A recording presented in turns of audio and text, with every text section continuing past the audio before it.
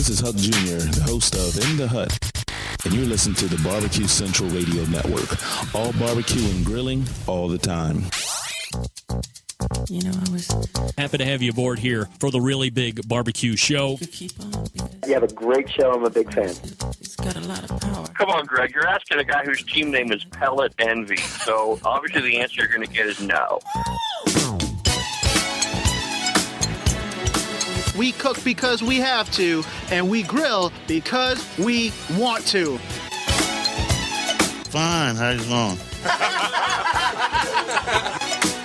Charbono. It's all about the Charbono, dude. I just like being anywhere with Junior, Senior, and Diva. Sounds like a whole other type of movie. Wow. Yeah, really. You could use it to fight off creeping marauders looking to take your steaks off your grills. So what seems to be the problem here? This man looks like he's dead, and he's in the crackle. But listen, Lavernius, shut your face. How hot is Kelly Ripa in person? Kelly Ripa is super hot. She's absolutely delicious. Oh, yeah. You could butter baste her and plank slinkies with that girl. She's delish. Well, to put it briefly, let's just say I went to school. There's no Robert Porker who's in charge of pig meat out there.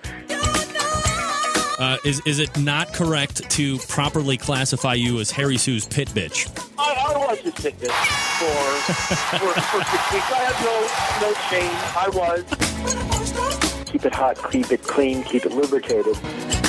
Succulent fish. What? This right here is the premier media alley. So did you see this one? Tiger Woods has gone ahead and checked into sex rehab. Hey, Tiger, guess what? Everybody's addicted to sex. I'm shaking like a dog shitting peach seeds. We have top men working on it right now. Who? Top men.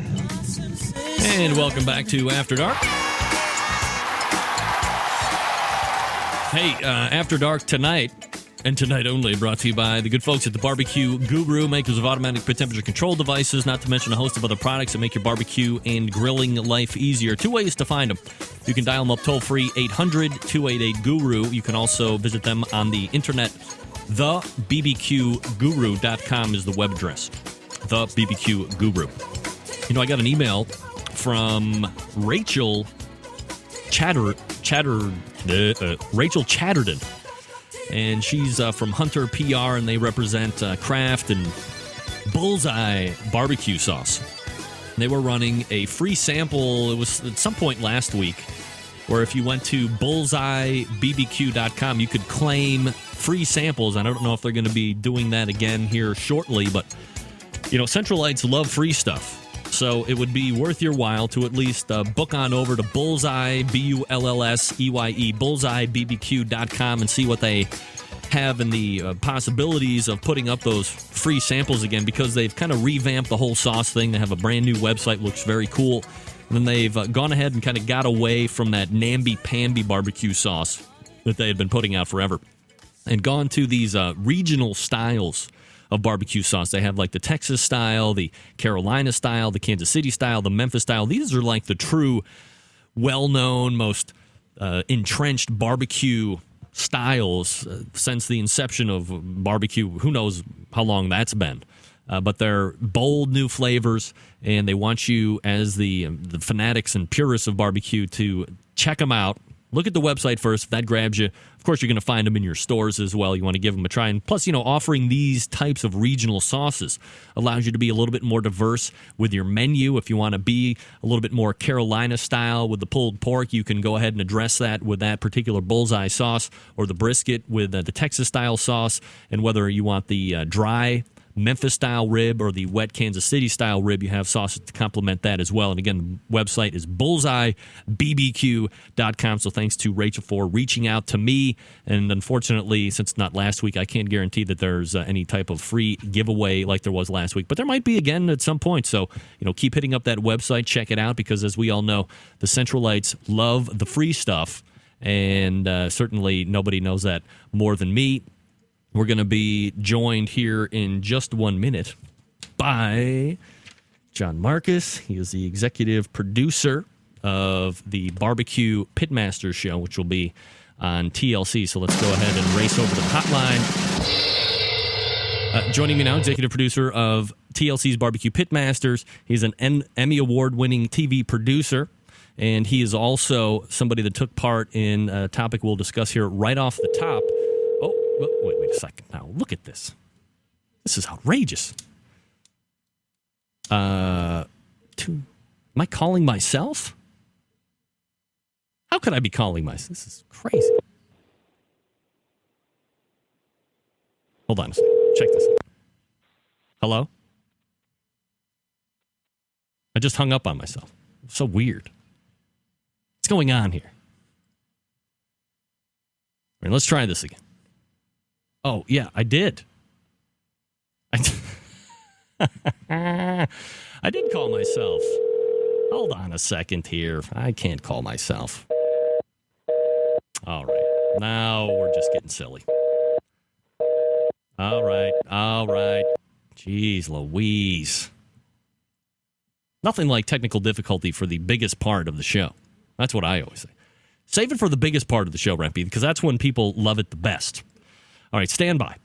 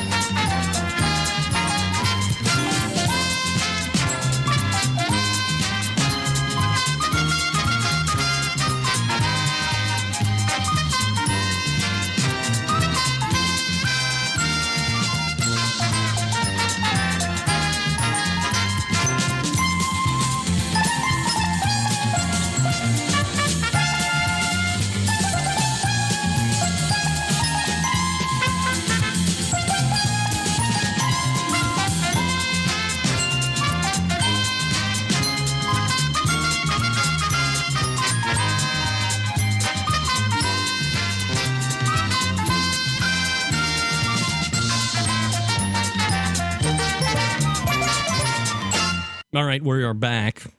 No John Markus yet. I believe we're dealing with some type of time zone adjustment Willie. Time zone adjustment Willie. What do you think about that? All right. Oh, my God, the sound effects. You have a flawless first hour with no issues. Well, one guest didn't show up, but that's all right. I mean, I can certainly carry a segment or two. And now we are waiting for John Markus, who is on the West Coast. I believe shooting is going to be starting here in fairly short order for Pitmasters, end of the month, I believe. And we'll be looking for that. Also, don't forget, coming up next week, actually during the very first hour of the show, it'll be second segment, just confirmed earlier in the week, Kevin Roberts, who was the newly appointed host of Season 2 of BBQ Pitmasters. Obviously, a lot of stuff swirling around about him and the appearance on the Today Show over Memorial Day weekend. So we'll be able to get in touch with him and kind of get his thoughts about how he thought it went down, if he thought he did a little harm, a little irreparable damage to his barbecue street cred when it comes to the purists. And again, let's be honest here, folks. The viewing audience here, and we're going to get into this with John, assuming he actually calls in today. The viewing audience of this show, of BBQ Pitmasters, and I think that a lot of us people that are into the subculture, which probably makes up a substantially low percentage of the actual viewing audience. Just like last year, my thought was the people that are watching this, the majority of the people that are watching this are not in the subculture of barbecue and grilling, of competition barbecue. There was our subculture that was able to latch on to the show last year and take ownership of it, because it was like finally somebody's putting a show out there that is showing something that we are interested in, is showing something that we do weekend in and weekend out. And not only that, but here is a guy in John Markus who is not only a well-established and well-respected and award-winning producer of television shows, he's a guy that's in competition barbecue. He hobnobs with the elite of competition barbecue. He is on a first name speed dial relationship with a Chris Lilly, with a Myron Mixon, with a Johnny Trigg, with a Leanne Whippen, with any number of these people. So not only is he somebody that knows the business side of things on the television, but he's versed in the competition side of things as well. He's been there and been trained by Paul Kirk and people of this ilk, very high status competition barbecue people currently and in the past as well. So he had a lot of credibility going into the show with the first season, and while there was not a lot of bickering about minutia, should have shown more setup, should have shown more fire management, shouldn't have shown a lot of this blah, blah, blah stuff, or wanted to see more time in transition, wanted to see more road time, what happens on the way to the competition. Everybody agreed that the show, in a overall sense, was good because it was showing competition barbecue almost in its pure state, in its raw state. Everybody liked that. And now with these rumors of what's happening to the second season, the format revamping to a certain degree, I think there might be some misinformation that's going around. Not everybody has the full slot of what the new format is going to be. Is it going to be a different version of Chopped? Is it going to be a different version of newest Food Network star?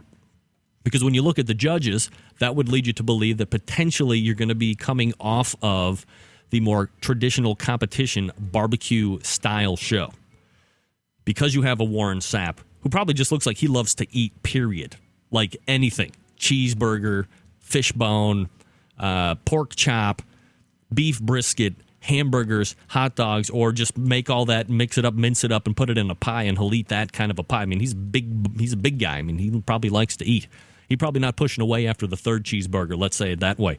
Then you have Art Smith, I believe his name was. I've never heard of that guy. And then you have Myron Mixon, who arguably is the only one on the panel that has any type of palate, any type of real experience in the competition barbecue side of things that would be able to tell what's overcooked, what's not overcooked, what's a good flavor profile, what isn't a good flavor profile. But inevitably, you've come down, or you've potentially not dumbed it down, but brought it down to a IBCA style judging, a fan's choice. It's not judged against any type of criteria that has been put in place by some other sanctioning bodies.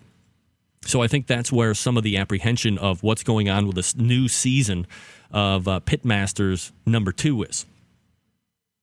Checking in to see where we're at.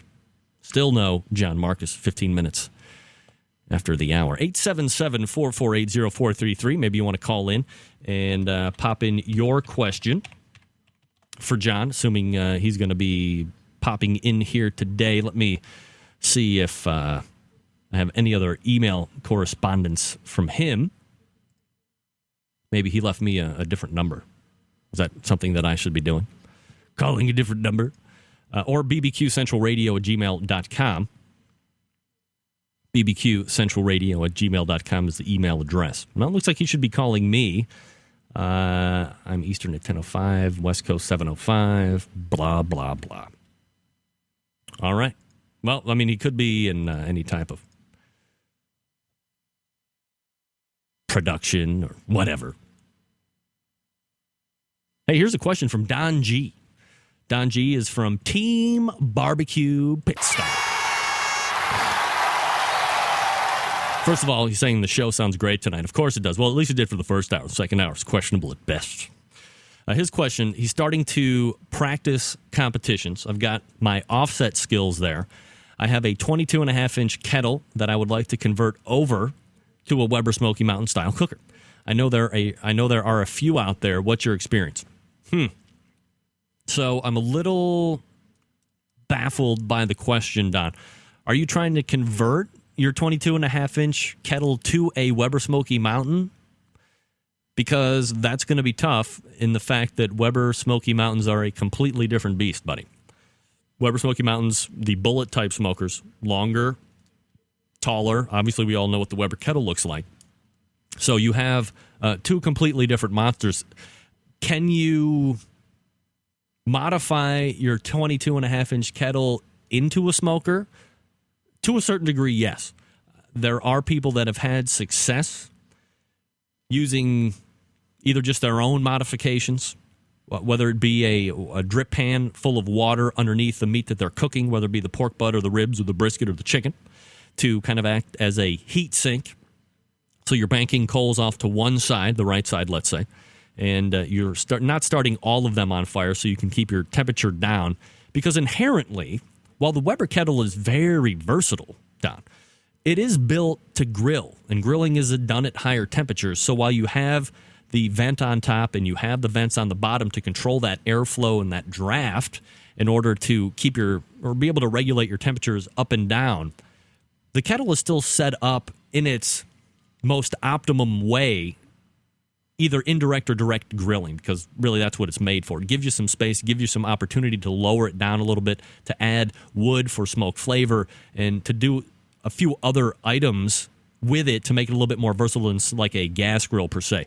But if you're looking to achieve true Weber Smoky Mountain performance from a 22.5-inch Weber kettle grill, it's just not going to happen because Weber Smoky Mountain is engineered to do just one thing, and that's low and slow cooking.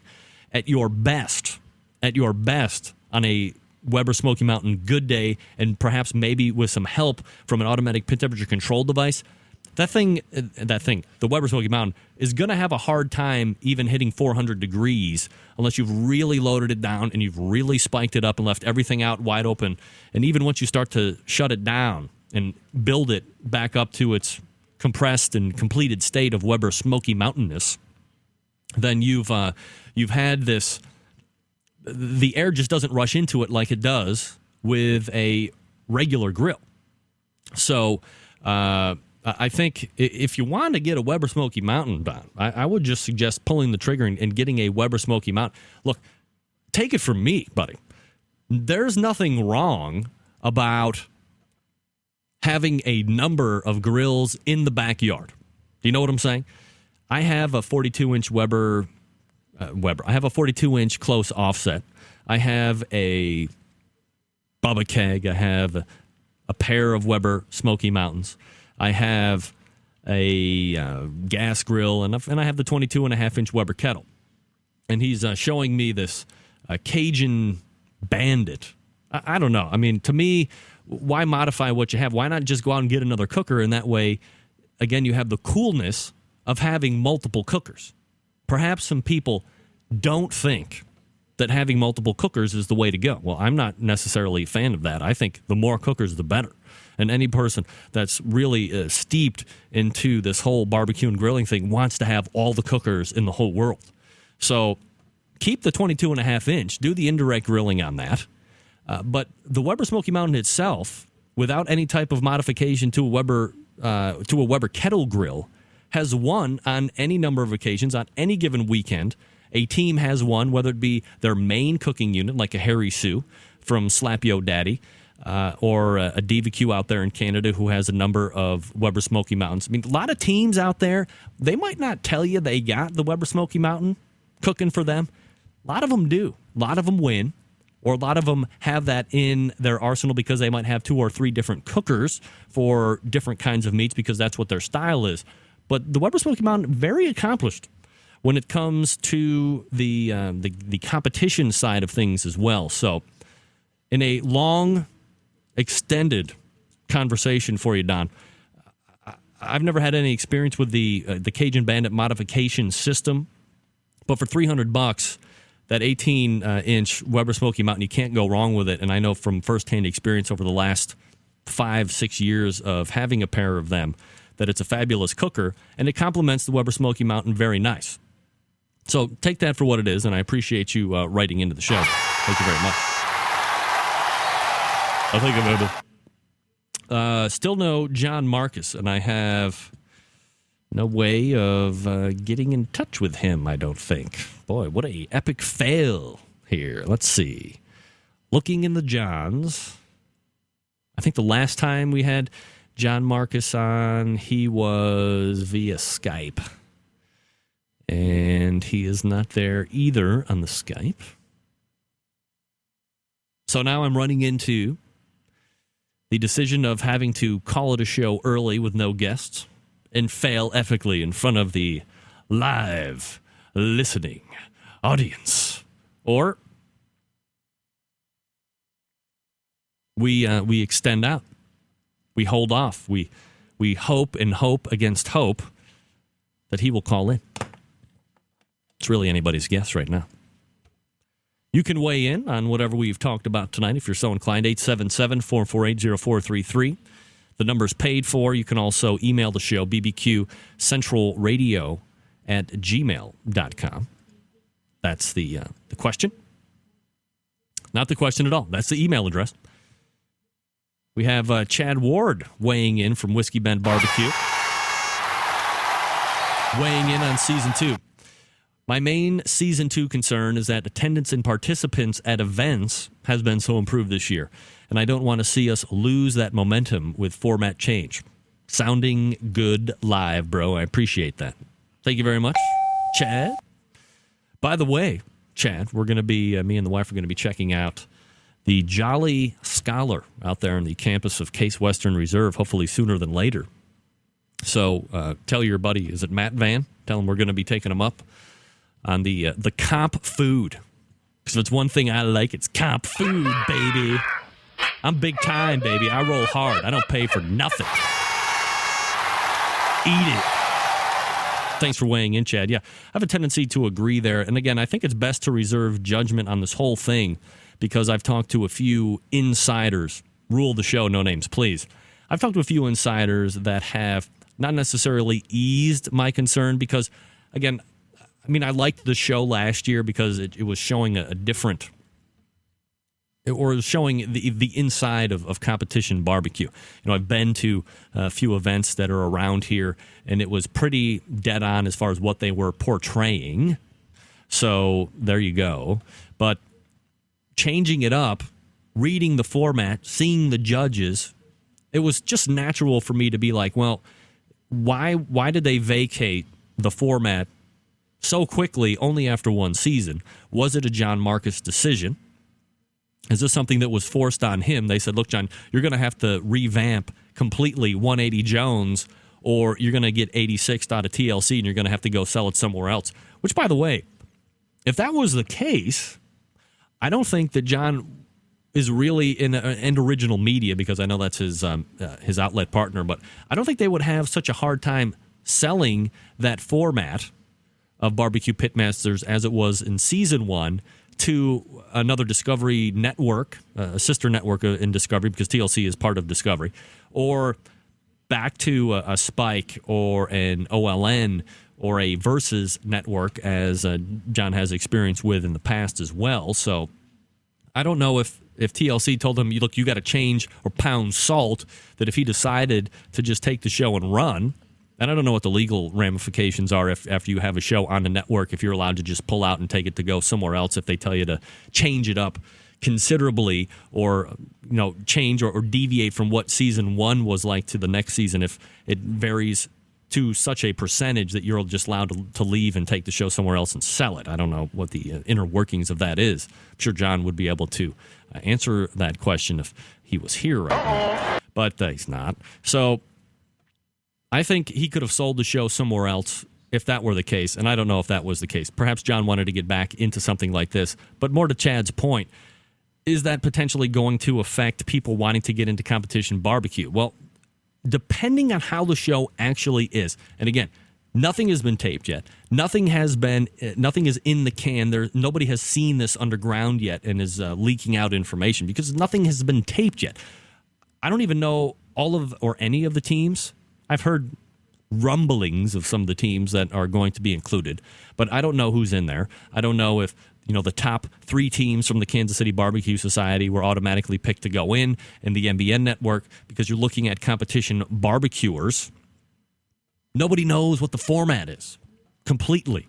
So to go ahead and sit there and say, well, it's just departed too much from how Season 1 is, and this is going to cause a backlash, or this is going to cause people, and this is going to call, wait a second.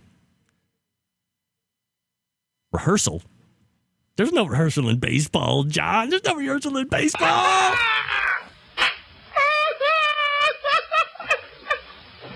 Stand by. This could be him. BBQ Central Radio Show, name and where you're calling from. Greg? Yes. John Markus. John Markus, ladies and gentlemen. John, are you ready? Are you ready to take the verbal bashing that you've earned? I am ready to be taken to task. I know you're kind of like right in the middle of rehearsals. Do you want to reschedule, or are you good, or what's the deal? I could be good right now if you like. Hold on one second. I'm just checking one thing. This is perfect. This is perfect. Anyway, okay, I could do both. I could do whatever you want, Greg. I could be yours now, or we could reschedule. Well, I mean, if you're good, then I'm good. We have a number of people that have decided to labor through my long-winded observations about life in general. Thank you. Thank you very much for that. This is really good. I could do it right now. All right, so let's go ahead and do it. Again, we're now joined by the executive producer of the BBQ Pitmasters show, now going to be going into its second season. This is John Markus. And John, before we actually got into the show, I know you had taken part in the Big Apple Block Party. It'll be 2 weeks ago this coming weekend. And for the people that actually haven't been there, I know you've taken part in that a number of years in a row. And you're a guy that kind of hangs out in the city quite a bit. For the people who have never been there, maybe they're not as familiar with New York City except what they hear on the radio or see in Sex and the City. What's the event like, and what's the vibe like out there? The BBQ Block Party, which has been going now for just shy of 10 years. It's going to get there really soon. Is growing exponentially. It looks like we and all the pitmasters involved over the weekend serve a total of 125,000 people. So nothing drives a New Yorker crazier than the chance to have authentic barbecue. They lose their minds. They get crazy. They'll stand in line for an hour and 15 minutes to have a 4-ounce pulled pork sandwich. Wow. Because it's just not that readily available to them otherwise. It's like an exotic food in the sense that it represents a taste of America that is from far away and is the stuff of lore. And so they had this visceral reaction to it. And, they're right for feeling that way, because the way this stuff is cooked out in the open like that and not in a restaurant, it can only be done once a year in Manhattan. So it's just become this kind of like mythical event where people say, I got to get there and I got to bring other people.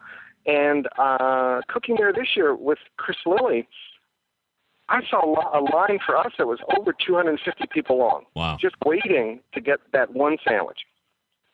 So if you were putting together a barbecue bucket list, for lack of a better term, is going to the Big Apple Block Party out there in New York City something that you have to have on that list? No. You know what I would say? I would say the people that come to the block party, my bucket list would be going to the places they are from and having the food there.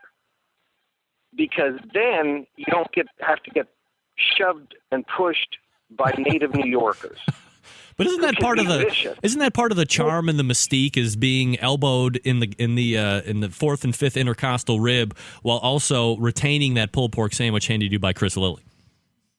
Well, I guess you could say it's almost like the same kind of wish list as being insulted by Don Rickles. It's like, yes, you have arrived. If that happens to you, I'm in it. I'm in with the in crowd. I'm part of an event. But, at the same time, these pitmasters who come, and listen, this is a fantastic event, and I would urge people to come. But when you think about it, these pitmasters drive thousands of miles and to get there. And, you don't get their restaurants or you don't get their places, which is part of really the complete allure of what barbecue is these, Big Bob Gibson's in Decatur and, Salt Lick and Mike Mills' restaurant in Murfreesboro. These are places of legend. But I'll tell you something. If you're living in New Jersey and you're not going to go south of the Mason-Dixon line or out toward the Mississippi, this is a really good thing to do.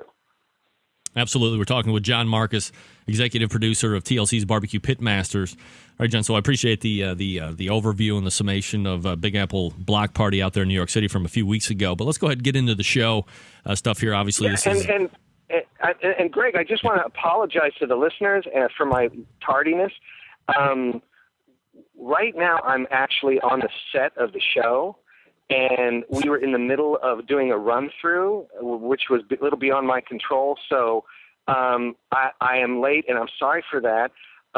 I really like being on this show on time, and also maybe I thought it might just add a little bit to the authenticity of this interview if I could say I'm calling from the set. There you go. See, I certainly appreciate that. The bad news is for you, of course, is that I happen to be very good friends with Warren Sapp, and I've already placed a phone call to him, and that's all I'm going to say about that. All right, so well, you know what? If he says John wasn't here, we saw him standing in the parking lot at Walmart, then I'm busted. That's right. And, of course, nobody wants to incur the wrath of the Centralites if they feel they're being put off by anybody. Nobody knows that better than me. I really don't, yeah. Absolutely. All right, so we'll move on to the show here, John, and let's go ahead and address the first season first, not to be redundant. Do you have... Well, obviously, you probably do have meetings with TLC, but kind of give us an insider's look as the first season ends up. And obviously, you being the producer, you want to have the second, a third, a 58th season, no doubt about it. But as you're reviewing with TLC and Original Media how the first season goes, what are you taking into account? What kind of benchmarks did they want you to hit, and how well did the show perform in the first season? The show was what we call a solid performer. I mean, the numbers were respectable. When you think about the programming, and first of all, I gotta say, to have a network like TLC take a chance on Competition Barbecue, you've basically got me loyal for life, because they saw what the potential was, and they're the ones that stepped up and said, we want this. So that I always like to dance with the one that brung me. That's how I feel about it. So at the end of the season, they assessed the numbers. Now, I will say this, is the programming we had opposite us was killer. Mm-hmm. We were on against football game after football game, Thursday after. I mean, it just kept coming and coming, and we took a beating from those games. And then, of course, the growing popularity of Jersey Shore really bit into our share. So when all was said and done and the dust settled on the season, the network looked at the numbers and they said, this is respectable, but we want to look at the show. And so we had the discussion, and one of the things they said to me, which is none of the people we were following won all the time. There were times when nobody won anything. And I said, welcome to barbecue. And they said, yes, but welcome to TLC. And we really want our people to, that the viewers are getting invested, and we want them to win. And so they thought about a more controlled contest. They thought about a contest where we weren't dealing with the crowds and the noise and the music from these CBS events. And they just sort of said, we could actually control this a little bit more. We could have the audience invest in people that were winning. And the competition food shows on television dominate. And so we had creative discussions that had to do with the revision of the format. Talking with John Markus, executive producer of TLC's BBQ Pitmaster. John, before I move on to the next question, you mentioned Jersey Shore. Your quick take, and give me your honest opinion. What's worse, Jersey Shore or World Cup soccer? Well, here's what I'd love to see. I'd love to see World Cup soccer involving the Jersey Shore cast members. Yeah, that's what I'm talking about. Kick the situation in the head. I want to see Snooki take it right in a headbutt. But of course, that happens on Jersey Shore anyway. Yeah, so. That's like everyday life over there. I've never seen an episode, and I'm going to try and remain that way. Although I thought I was going to say the same thing for Keeping Up with the Kardashians. Unfortunately, I was sucked in, and I hate to say it. But let's be honest here. That Bruce Jenner is endlessly fascinating to me, and that's why I am a fan of the show. Because anybody that can be that successful, that far removed from a 76 decathlon gold medal, deserves some type of status here on the show. So we'll be efforting him. So now we had talked the last time you were on about the fact that it did take some time for TLC to give you the go-ahead for a second season. And did they have some apprehension about letting the show continue? And obviously you had just mentioned about really not seeing the people you were following winning that much. Was it a criteria for them for you to do some type of format change to be more like some of those other successful TV shows, or was that kind of more or less left up to you? Well, let's put it this way: at the end of the day, the people that program TLC, and it's a really good bunch of them. I've had a great time working with them. They know their network better than anybody. They understand what goes into the sausage that makes up a night's programming. And so, I mean, I know how to make a TV show, and I know how to barbecue, and somehow the twain has to meet between all of us. And so at the end of the day, I got to listen to what they want for their network while trying to kind of like, I'm very invested in the world of barbecue. I feel very loyal and protective of it.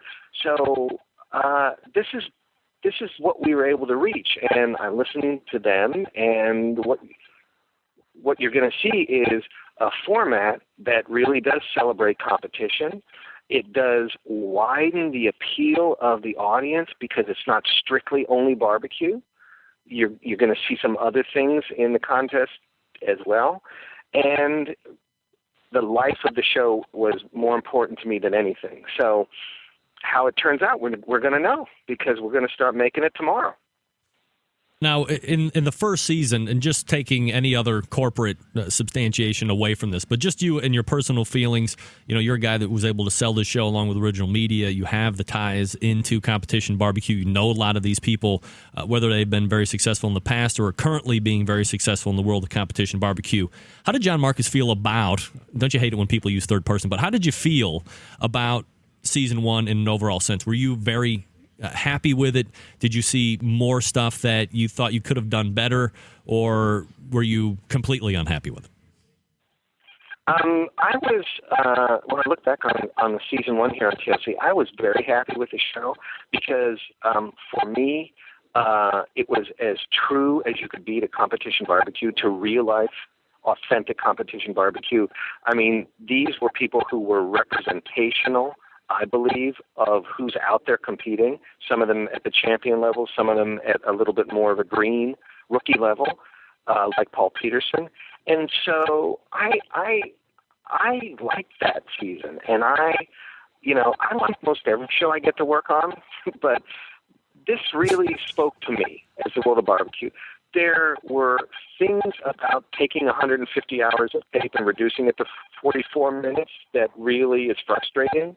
And you know what you're missing and what you have to cut out. And there are stories that are on the road that I wanted to tell. There's stories at home getting ready for a cook I wanted to tell. So I think that the fact that I got the opportunity to do these 8 episodes, I'm just really proud of it. That's what you learn in TV, is you look on what you've done and you can either love it and move on, or you can wallow in what it wasn't. But I'm okay with that first season. Right, John Markus joining us here from BBQ Pitmasters. John, all right, so, I mean, a lot of people have been speculating, especially, and you have to forgive me, but, I get my news from a lot of the barbecue forums, or not the news necessarily, but kind of getting the pulse of my subculture, of my community and the listening audience here. And there seems to be a lot of concern of the fact that the format from season one has been drastically changed, or perhaps even vacated altogether in a certain degree, to whatever the new format is going to be. So are you able to tell us a little bit more specifically exactly how the show is going to set up to either add fuel to the concern and fire, or to potentially relieve some concerns of fans of the first season? Well, first of all, the fact that the people of the barbecue community are concerned and show that kind of interest makes me feel good about being part of the community, because they're passionate, they're interested, they're connected to what we do. And I really like that. I mean, I have learned in TV that if you go to please everybody, you're probably going to end up with a two-headed goat. It's like somehow that's just the wires are going to get crossed. And I also know that there's business in the word show business, So we're trying to keep a show alive, and we're also basically trying to service the world of barbecue at the same time. I think that there are elements to the revised format that really stay true to barbecue. And I am certain of that. I can tell in what we're doing. I can tell in the kind of like the main cooking that's being done is the people that love that kind of event, the people that love that culinary style are going to be very, very pleased. Then there's going to be some surprises. There's going to be things that you don't see coming. And there'll be purists that are not happy.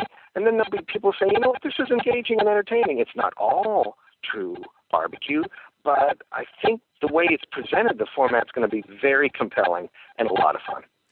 Now, my take on this was, and I have no insider information as far as, what the new format is obviously going to be like, but gauging any of the bigger, more credible barbecue forums, listening to these people was the fact that, here's season one.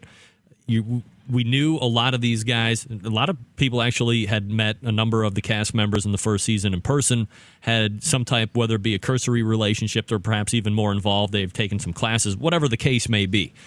Here was a show that was coming out of nowhere that a legitimate broadcast network or cable network had picked up and that you were able to sell. And they were going to be showing something that this subculture was very passionate about in a very true-to-life way.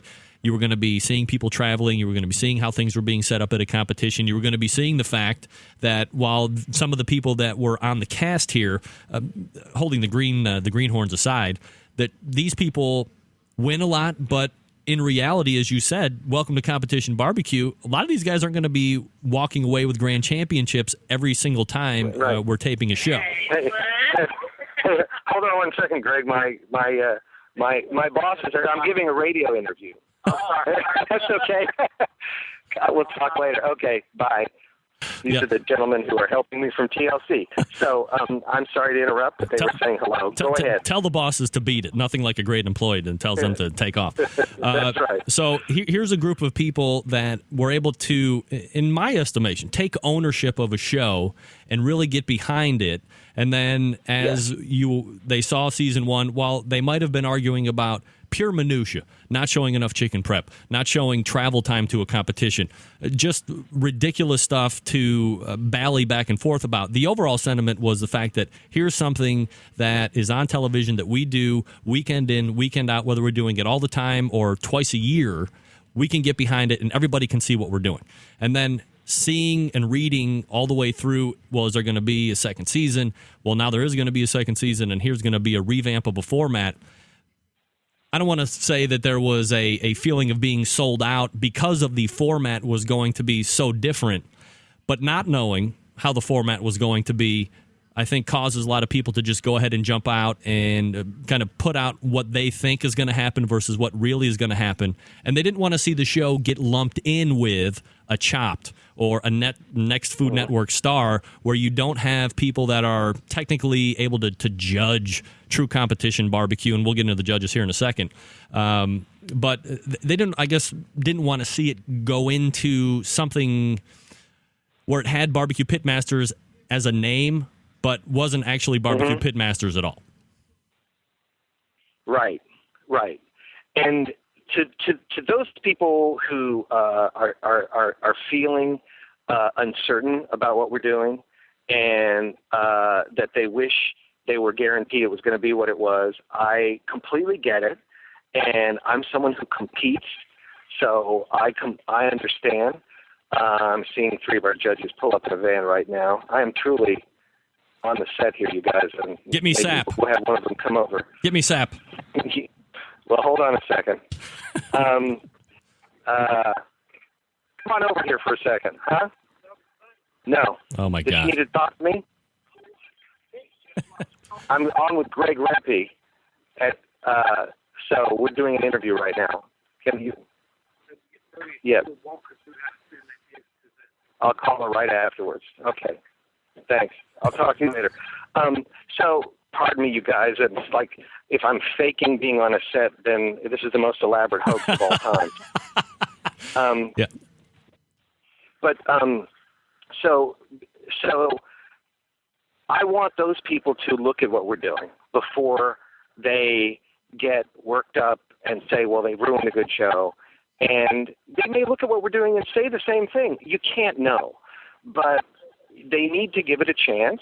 As in life, we need to sort of see the direction that things are going in. And the other thing I want to say to them is, like a competitor, like them, someone who has packed up and gone for the weekend and gotten a little call or a trophy, I get it. At the same time, our numbers, being all of us who do this and who are passionate about seeing it in its purest state, our numbers aren't big enough to support this kind of a show. Like, you don't see this kind of a series on the Food Network. You're going to now because they've seen that there is potential in it. But you know, the kind of show that we did last year, no one's going to do that the way we did it, because our world isn't big enough to get something where they're going to spend hundreds of thousands of dollars every week to support this. But as barbecue grows, it's going to happen.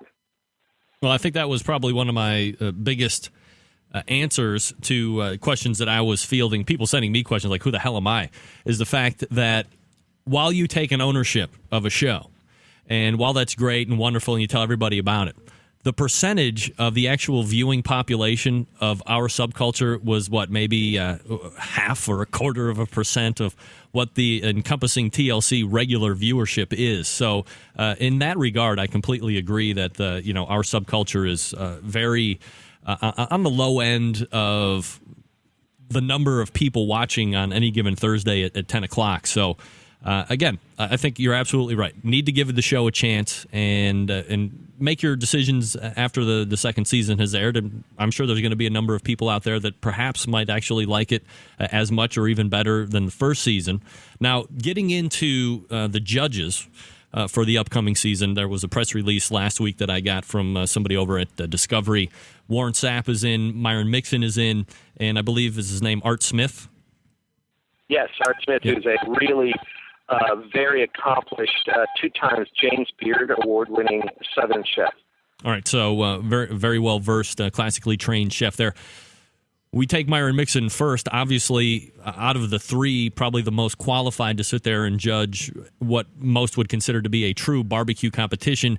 He's won any number of awards. He's walked through any number of sanctioning bodies and won from sanctioning body to sanctioning body to sanctioning body. He's won world championships, although not the elusive Jack Daniels yet, but 13th year is the charm, I've heard. You have a guy like Myron who is outspoken, obviously the breakout star of season 1, perhaps arguable, but really not in my mind. And he's obviously going to be a lot of charisma, a lot of potential vulgarity to the judging table. But this is really kind of your go-to guy when it comes to anything with barbecue. I mean, can you speak on what kind of a person Myron is and why he was somebody that you wanted to bring into this role? Myron Mixon is a legacy. And how many people out there can claim to be a legacy barbecue man? That we can count them on one hand. I mean, where their father was a pitmaster and they learned at their daddy's knee. I just don't know too many of those. So that makes him eminently qualified just to begin with. Then you have a guy, this man lives and breathes cooking at competitions. I mean, he's 36 weekends a year. How many others out there can say that? Mm-hmm. There's just something. He's a guy who is in the stratosphere of what barbecue can be. I mean, his winnings, his prize claims, all that stuff. It's just big. And then his personality is as big as his accomplishments. I mean, I find him endlessly entertaining. I've gotten to know him as a friend. He is really a hoot. He is endlessly engaging. He is energized about his life, about what he does. His ego is bigger than the state he lives in.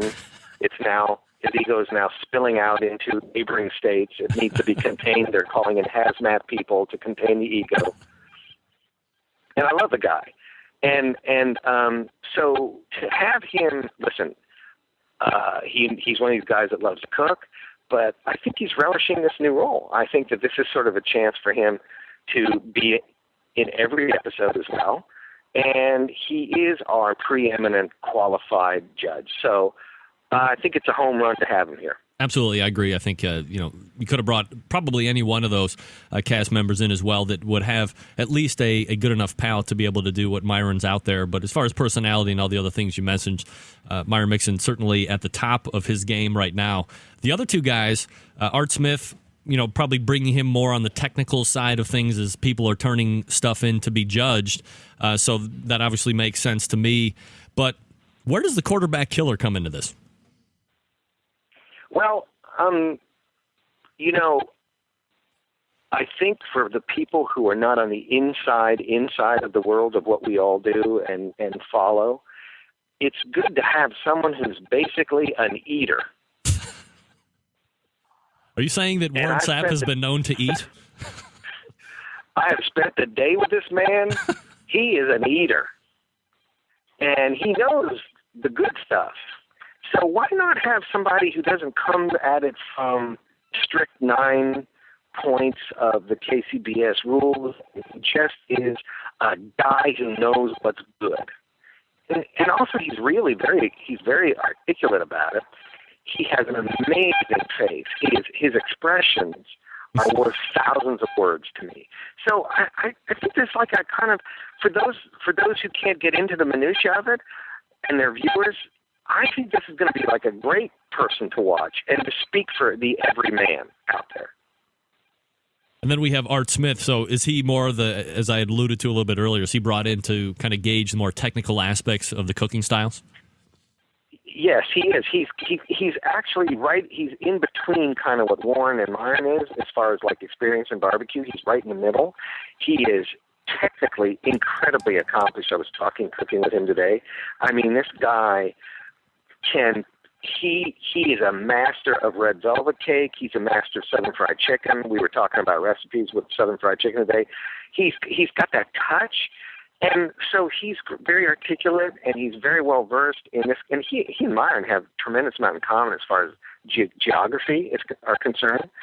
And he even turned to me today and said, I got a brother just a lot like Myron.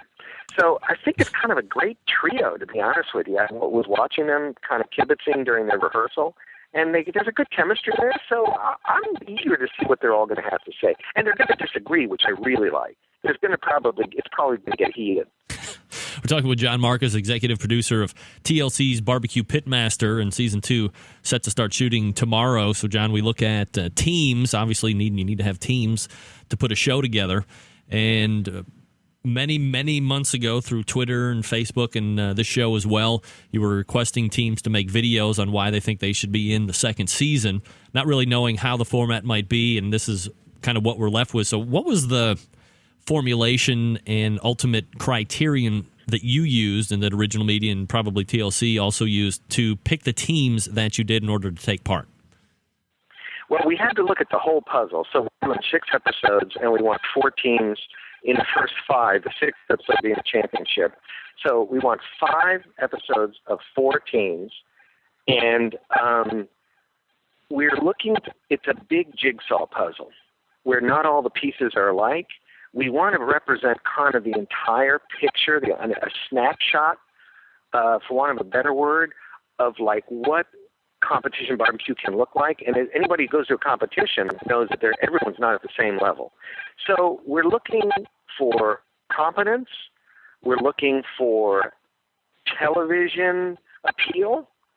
And we're looking for energy and that kind of thing. And so we made our jigsaw puzzle. You're going to look at some people and go, wow, they're not experienced at all. Well, but they have a little something that we wanted for the show. So it's like when I cast a comedy, when I'm doing a scripted comedy, you fill out the whole picture. And that's how I approach this show. Are there going to be teams that are bitter because they didn't get put in on this season as well?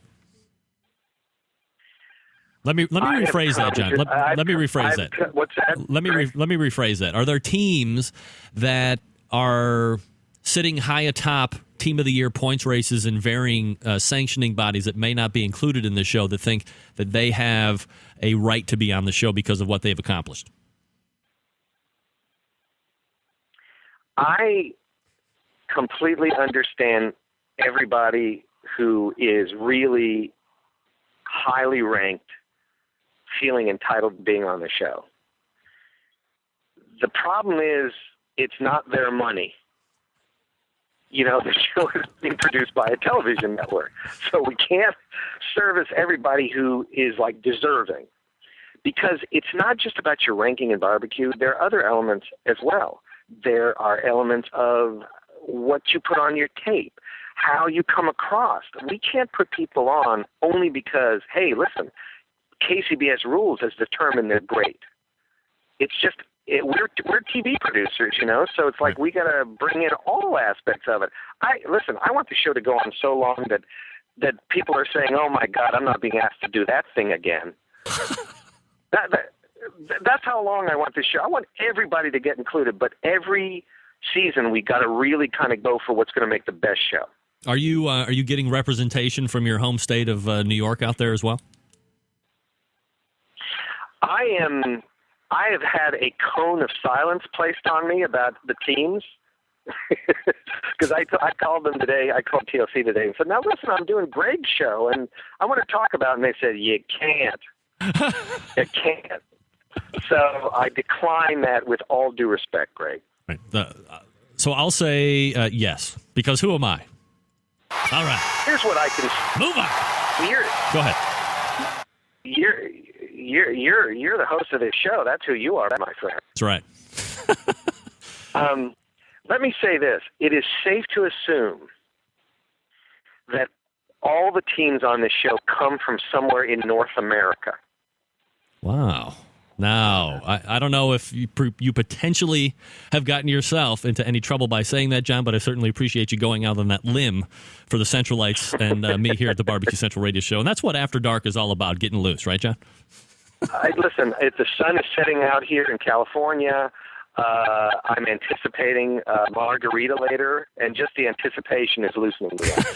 All right, so let's cover this one last item before I let you go. And again, we're talking with John Markus, executive producer of TLC's BBQ Pitmaster. And John, I certainly appreciate you taking time out to do this, especially getting ready to shoot the show for the first time around tomorrow.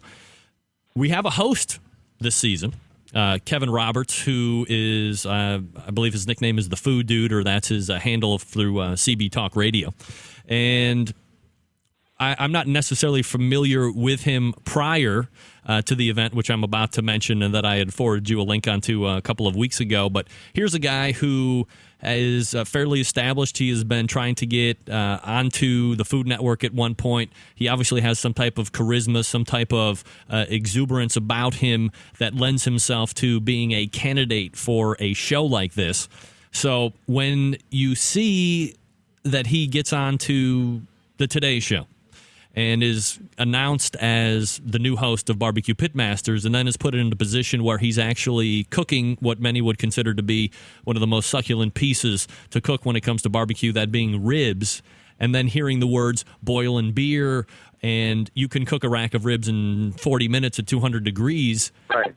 Do you think that the majority of people don't even give it a second thought and that's what they do? Or do you think that here's a guy, and I'm not saying this guy has any type of barbecue chops whatsoever, aside from being an accomplished cook in his own right, but that doesn't mean you're very good at barbecue, as we saw on season 1.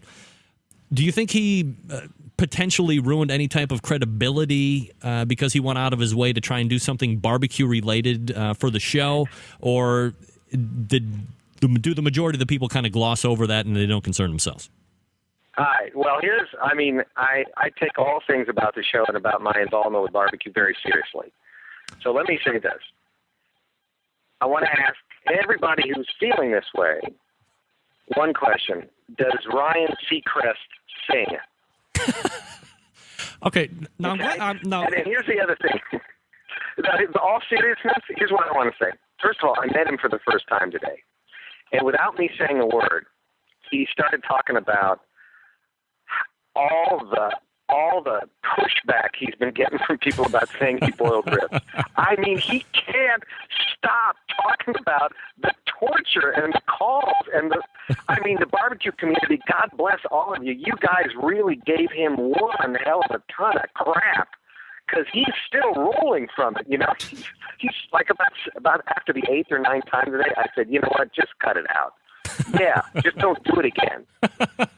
And it was hilarious. I mean, you guys, whatever the uprising was, it was like the barbarians were at the gate, willing to boil. Just they were going to boil him in oil, and oil would be good for him. Now, yeah, exactly. And beer to bring out the smoky, robust flavor of Kevin Roberts. Now, let me counterpoint to the Ryan Seacrest comment, because I've had a number of people tell me that, and here's the only thing that I'm going to say, because normally I would be the first one saying that. But Ryan Seacrest has never once got out on stage and decided that since he's the host, he's also going to try and sing. He's been That's a right. DJ. He's been a host of a very successful talk radio show, which is syndicated. I'm not necessarily a fan of that guy. But I guess where Kevin Roberts' failure on this point was the fact that while he was introduced as a host, then he went out and decided that he was going to show people how to properly barbecue ribs and beer, and that's where I think the mistake was. Listen, point well taken, Greg. He, in my mind, that was knowing the world he was getting into. I think if he had to do it over again, he would not say that. You think? And I don't think you're ever going to hear him say that publicly again. But let me just add though. Yep. He's not cooking on the show. Duly noted. And I think everybody's very happy about it. If I see him heading toward a Traeger with a rack of ribs, I'll tackle him. There you go. So you've met him for the first time, and we'll put the unfortunate Today Show appearance behind us for now. As a host, as somebody who you need to have be kind of the face and the person that makes the show synergistic and flow in the right way, do you think this is the right guy? Yes, I do. And I think we all need to give him a chance. I think it's listen, a little controversy for us isn't a bad thing. Let's put it that way. But he's certainly enthusiastic. He's in the culinary world. The man's got restaurants. Right. I mean, that takes a lot of know-how, and there are restaurants that are successful. The man has made a lot of TV appearances. You've got to kind of know what you're doing in front of the camera to make those appearances. He's very well liked. TLC really likes him. I've enjoyed getting to know him today. And I say, let's sit back and see what happens. I'm rooting for him. Yep, I think certainly the guy's got a charisma about him. I mean, anybody that's going to sit there and do bottle shots of French's mustard and tell Lester Holt to man up on national television definitely has some type of charisma about him, and I think that's going to translate well into the show, especially kind of in the new format that it's going to be taking. You need to have somebody out there that's going to be the face of the show and keep it moving, so we'll see how well Kevin does. That's right. You need a ringleader. You need like the guy who's in the center ring. You need the ringmaster, and we got one. And that's that he's got that kind of energy, and those are hard guys to find. John Markus joining us here just for a few more minutes here on the BBQ Central Show. John, is there anything else that I haven't addressed or that you would like to get out there for the Centralites and the consuming barbecue purist and fanatical fan base that we don't know about or that you want to address while you have the floor? Well, you're going to see in the teams that we've chosen, you're going to see some familiar people. You're going to see some people from last season. You're going to see people who you were saying it's about time they got on the show. And then you're going to see people who you're going to go, who the hell are those folks? And so keep in mind, we want to show the world. We want to represent the world. And also, it's just we have Kingsford involved in the show this year. I'm thrilled about that. It shows that, barbecue is gaining the traction that it deserves. It's like if barbecue were a commodity, I'd buy it. I think it's performing better than the damn stock market. And it's, I feel really lucky to get to be on this end of it and kind of help with that. And, we're doing the best we can, keeping it together and trying to make it something we're all proud of. And TLC's been an incredible partner in all this. They believe in barbecue, and it will evolve. It's like it's like out there in the barbecue world, people are going, well, I don't think pellet cookers should ever be allowed to be around. And, you got a good point if you're saying that. I mean, somebody who's a stick burner, I go, man, this is a lot of work. And those guys, to be able to just sit back and have beers and cook on a dial, I don't like that either. However, there's room enough for all of us. Evolution is always happening, and nobody ever used to inject pork butts in brisket either, but now it's commonplace. So this is John Markus. He's the executive producer of TLC's BBQ Pitmasters, getting ready to start shooting for season number 2 tomorrow. John, I know you're busy, and I appreciate you coming on and being very honest up front and very candid with all the answers. Hopefully I've asked the tough ones that my constituency has hoped that I would ask. But here's a guy out there in John Markus that is not only Emmy award-winning TV producer, but is a guy that is pro-barbecue and is the only one out there putting a barbecue show on. So, John, I certainly appreciate that as a fan of watching television and barbecue on television. I'm sure a number of the people out there do as well. And most importantly, I appreciate you being a friend to the show and making time for me. So we'll be looking for you again soon to kind of break down how Season 2 is going. Listen, Greg, my pleasure. Thank you for all the support. And to all those who are listening, I mean, stay tough on me. I welcome it. You can send me messages on Facebook or Twitter. I read everything, and it's we're part of a world now that I want to stay in touch with. So I really encourage it. Thanks for being on tonight, John. I appreciate it. My pleasure. Thanks. Sorry I'm late, but I hope I get to ask back. Oh, not a problem. You'll absolutely be back, John. Take care, and good luck with the taping of Season 2 starting tomorrow. All right, so we ran a little late, which is fine. 8 minutes after 11. I swear to God, I could do this show for 3 hours once a week. But, I mean, who wants to sit through 3 hours, right? I mean, there's no way. You probably have piriformis fatigue right now.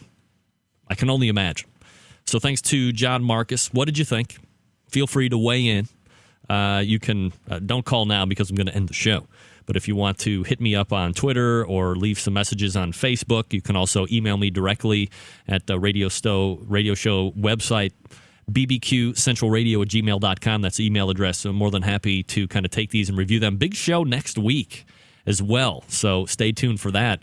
Believe it or not, we're going to be having the host of Season 2 of BBQ Pitmasters, Kevin Roberts. He'll be on in the 9:13 segment. So look for that next week. We also have Ted Reeder coming on and another guest, Derek Riches, monthly show contributor, one of the coolest jobs in the business. So thanks, John Markus, again for coming on. Looking for your thoughts and reaction to his interview tonight. Kind of tried to big time me a little bit, but I think we got that past us. Thanks to my first hour guest, Tom Emery, for talking about how to put on a barbecue competition, which we will pick up again in a month or two. And that was it. He was my only first hour guest. Fred Bernardo, too, who didn't show up. Fred Bernardo, Fred's Music and BBQ.com, your online grilling and barbecue superstore. Hit him up. He's a show sponsor, for crying out loud. And thanks for the Centralites for hanging with me late tonight. I appreciate it. We'll see you back here next Tuesday at 9 p.m. Eastern Standard Time. Until then, it's your program host and proud U.S. American, Greg Rempe. Good night now.